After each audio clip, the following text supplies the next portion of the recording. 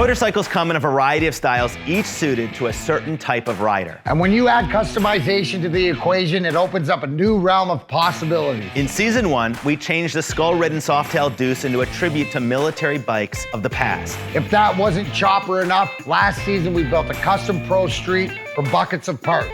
Both bikes were lean, mean machines with plenty of muscle and hustle, ideal for a solitary rider ready to taste the freedom of an open road. And this year we're customizing a 2010 Street Glide, which is a bagger-style motorcycle complete with custom saddlebags, a radio, and touring-style seating. That means you and yours could have the perfect road trip on a bike that rips. Speaking of ripping, Darren, I think that Dave is about to tear into this bagger right about now. Today, the pigs are flying high in the sky and getting dirty in the sty at Bad Pig Customs. So what we're gonna do is just take it apart today, just so we can get it to the painter, because that's gonna take it the longest time, is to paint. The new bike is on the chopping block, and Dave is ready to strip some meat off its bones. My favorite part is tearing things apart. I'll start by just taking the back fender off. That's the hardest part. Put everything in our bucket so that when we do start putting it back together, we have everything.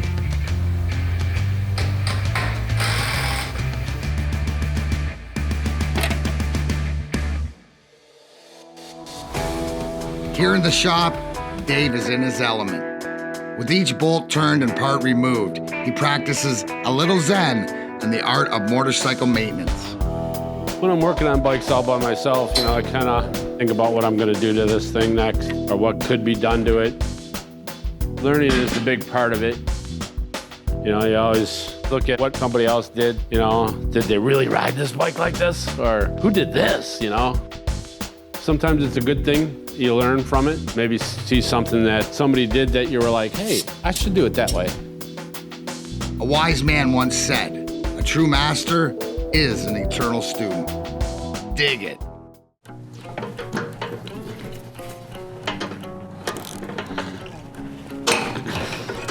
Well, this ain't gonna come off like I wanted it to.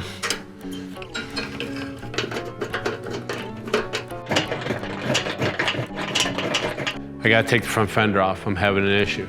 So I gotta jack the bike up, take the front wheel off, to take the front fender off.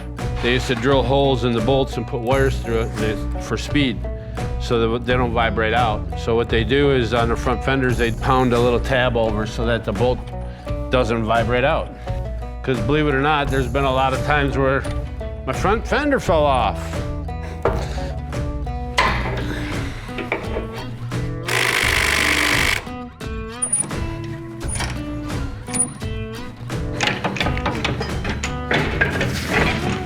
See how it's got a locking tab on the bolt? So what we gotta do is tap that off.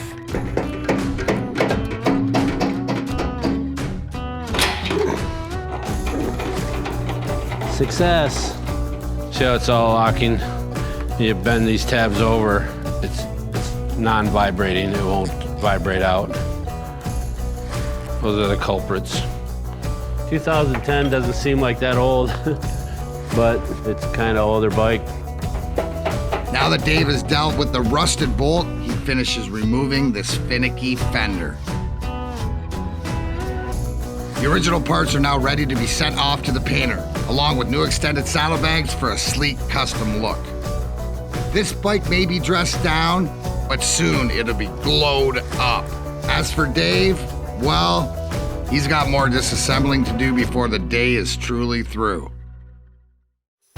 On the next episode of the Call Sam Chopper Shop, we're putting down the tools and going to school. Now this is my kind of course. One thing that's clear, this is gonna be one heck of a painting job this year. Without a doubt, and while the bike won't need as much in terms of a rebuild, Dave will be going over the mechanics with a fine-tooth comb. You know what I'm gonna say next? Be sure to head over to callsam.com/chopper shop to secure your raffle ticket for a chance to win this bike. Thanks for watching and tune in next time.